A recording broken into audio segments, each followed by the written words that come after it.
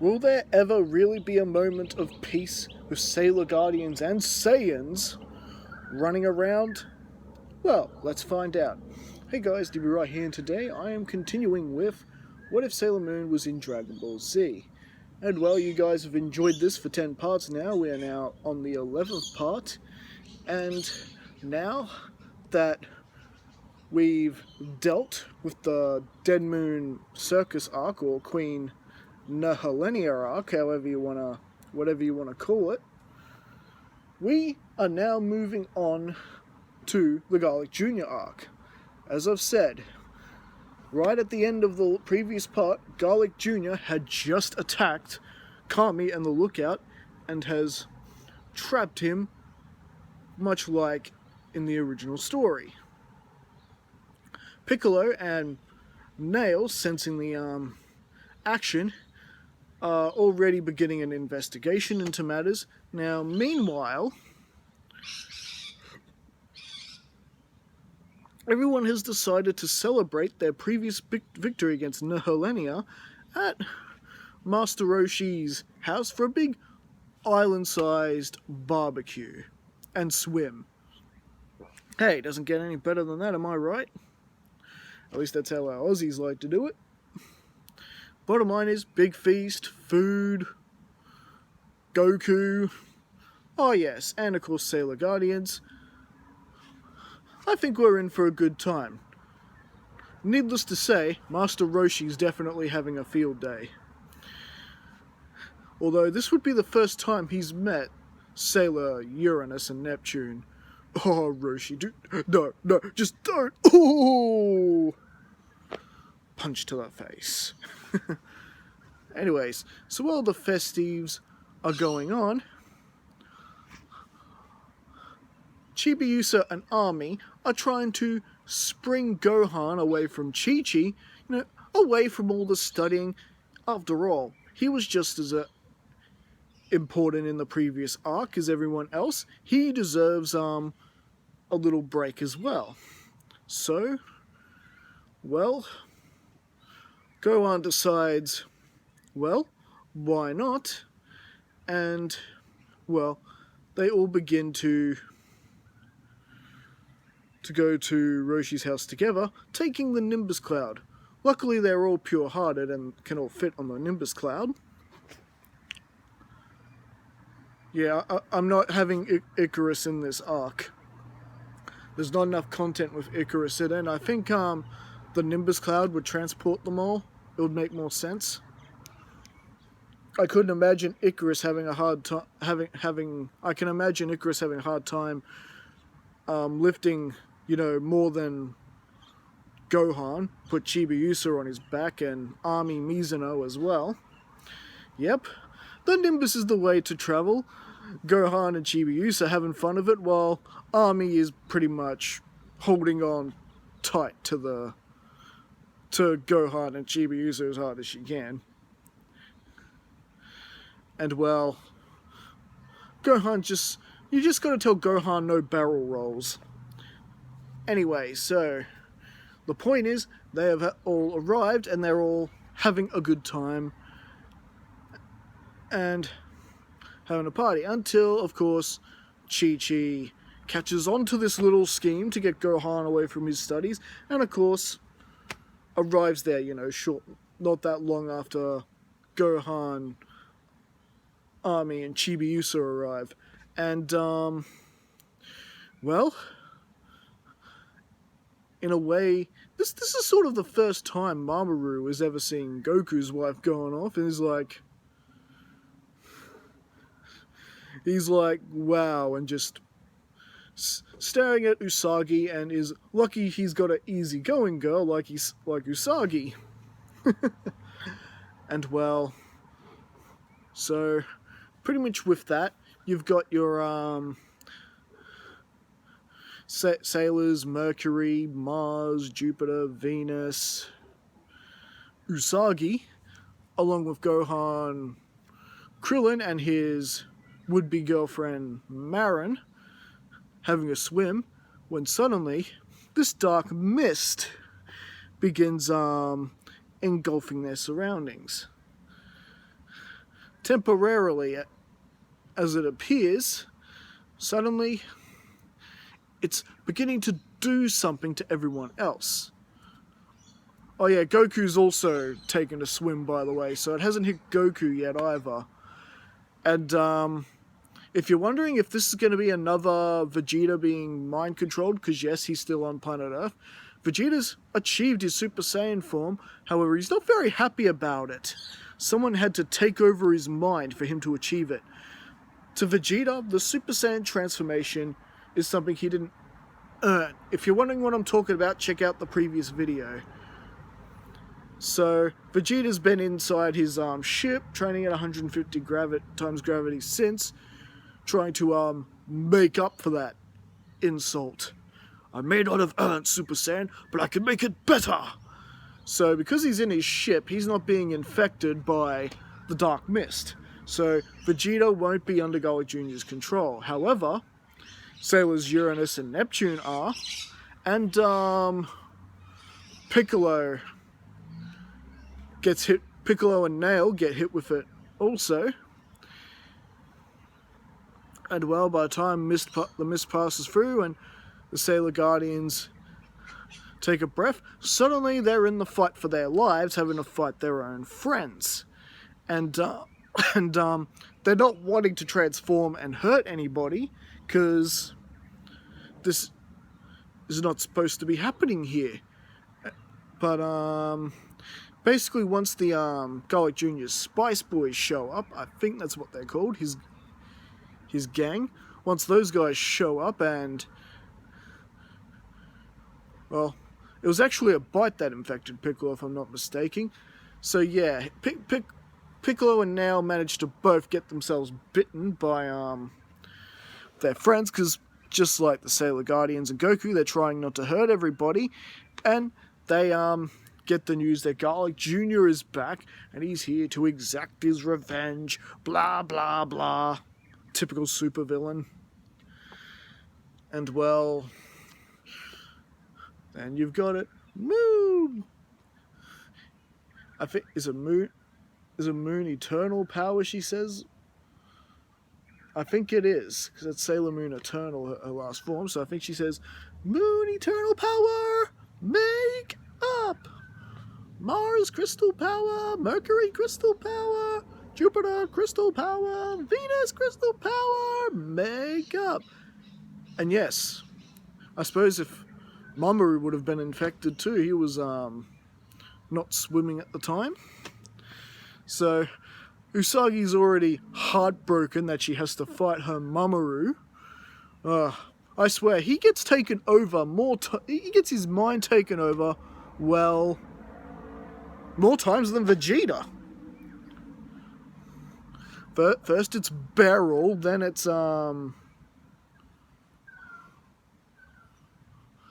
by Wiseman and Black Lady. And now this. Damn. Weak-minded he is. You will not get your mind taken over. Well, apparently, yes he will. So Sagi's all broken up that she has to fight Mamoru. She falls into tears, and of course her when she cries out in her Sailor Moon form, that is actually a devastating weapon that has everyone going, oh, I can't take it. Oh, imagine what it's doing to Piccolo and Nail. Dang. But it's caused enough of disruption that our heroes can escape and begin making their way up to the lookout in order to face Garlic Jr. You know, go after the source. Let's get rid of this guy. And, well, rather than everyone sort of they do go to the sanctuary first and drop in a core and see if he's got any sensu beans and whatnot. And also, Army suggests that they don't just rush in. Let's just calm down a bit and actually formulate a bit of a plan. And, so, which Goku's not really wanting to have any of this. He's wanting to pretty much get into action and put a stop to this right now. But Gohan's and Krillin are willing to talk him down. Well, Goku, maybe this isn't such a bad idea. Let's hear Sailor Mercury out. Okay. I really just want to go out there and punch stuff, you know? Because I'm in need of a fight. And well, meanwhile, Vegeta does exit out his ship to find that Tokyo West City. Because remember, the Sailor Moon Dragon Ball Z universe are now one and all mixed up. It's in absolute chaos right now thanks to the Black Mist. However, he could sense the energies of Garlic Jr.'s men coming from the lookout, as well as Goku and the others, who are now splitting off into two teams. Sailor Moon will go with Jupiter and Venus, and they're basically just going to find the highest point they can and try and release the power of the Silver Crystal to revert everyone back to normal. So, the positive side, this might mean that Kami might not have to risk certain death in order to free everyone. The Silver Crystal might be able to do it on its own. Meanwhile, everyone else will attack, keep Garlic Jr. busy from their real plan. And Vegeta, of course, he's going to go wherever Kakarot's going. You're not leaving me out of the action, Kakarot! And, well, while they're searching for the best point to where they can release the Silver Crystal, they are having to, have little fights with some of the, people who are trying to attack them. Though, Moon and friends are doing their absolute best not to hurt them. And individually, when Eternal Sailor Moon uses her power, she can certainly turn them one by one back to normal. However, it's not going to be enough if she doesn't find the right spot where this can affect the entire planet. And because you got to remember, as they mention in the anime, there's a certain amount, they only have a certain amount of time to free everybody before the change from the Blackwater Mist becomes completely permanent. And so, meanwhile, Team Action, that's Goku and the others, and Vegeta, who has managed to catch up to him, are pretty much battling with their friends and with Garlic Jr.'s men. And, it's pretty much an all-out fight. After all, there are more good guys with them this time around. More heroes with them. It's a pretty even fight, really. However, as Piccolo goes a little one-on-one with Goku, Goku senses something. He can tell Piccolo and Nail are pulling their punches. And when Piccolo just gets Goku in sort of a chokehold, he reveals to Goku his real intentions. Listen, I'm going to go after Gohan, and as soon as I get close to Garlic Jr., I am going to free Kami and the Nail. I'm going to free Kami and Popo. As soon as I do, get ready to make your move, and we'll send these bastards where they came from. You know, typical Piccolo plan.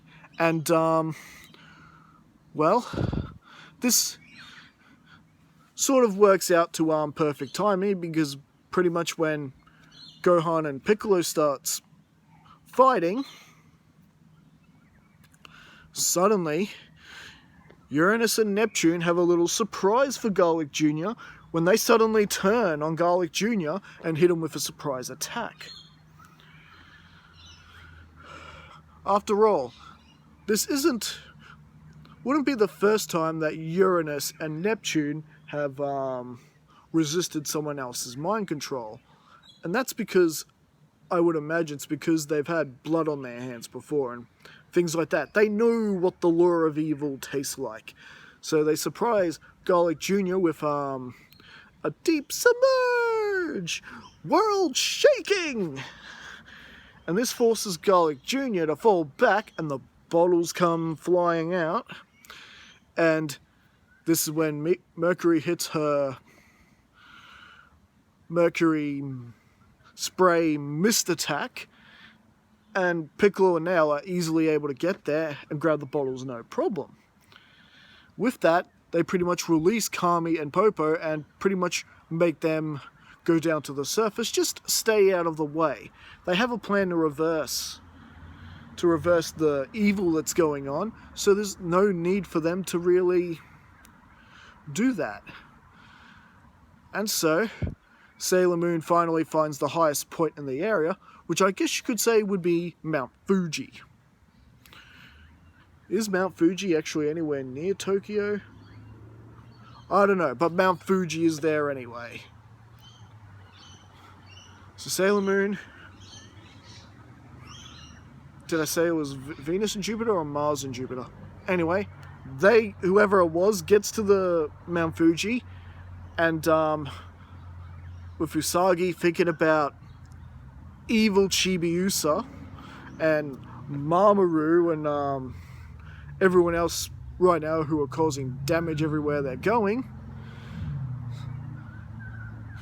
how much he loves and wants to protect everyone is enough to make the silver crystal shine, that she does indeed manage to unleash the silver crystal, blanketing the entire Earth and destroying Garlic Jr.'s hold on the planet.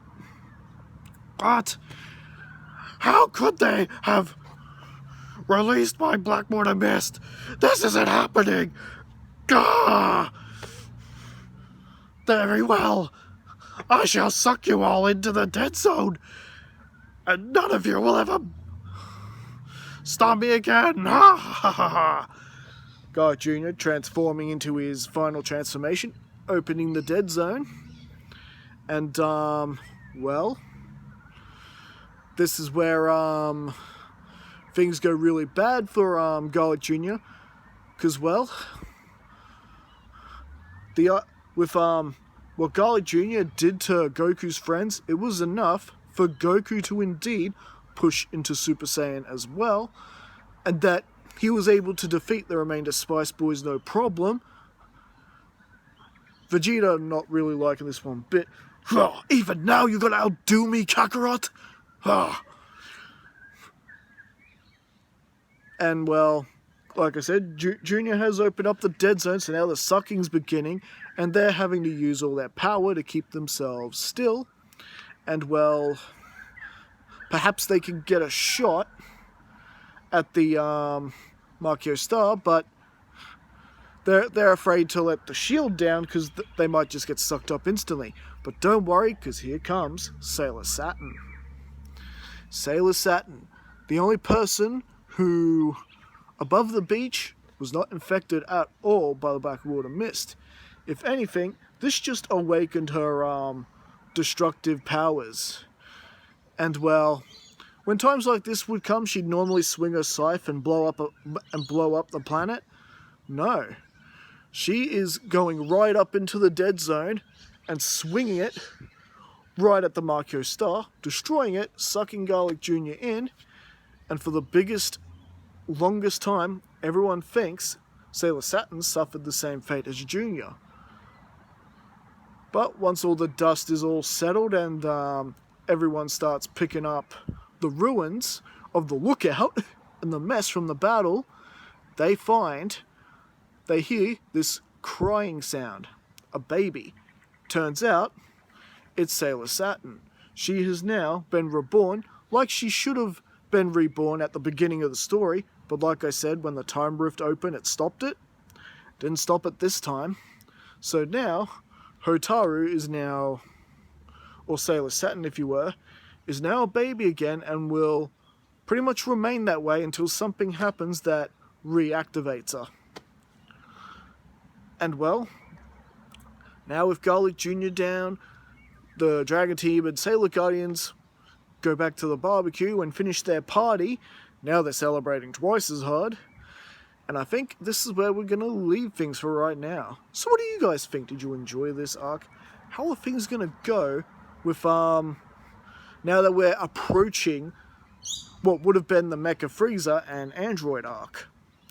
Well, all this and more next time, and I'll see you guys then. Don't forget to like and subscribe, and leave your thoughts in the comments below.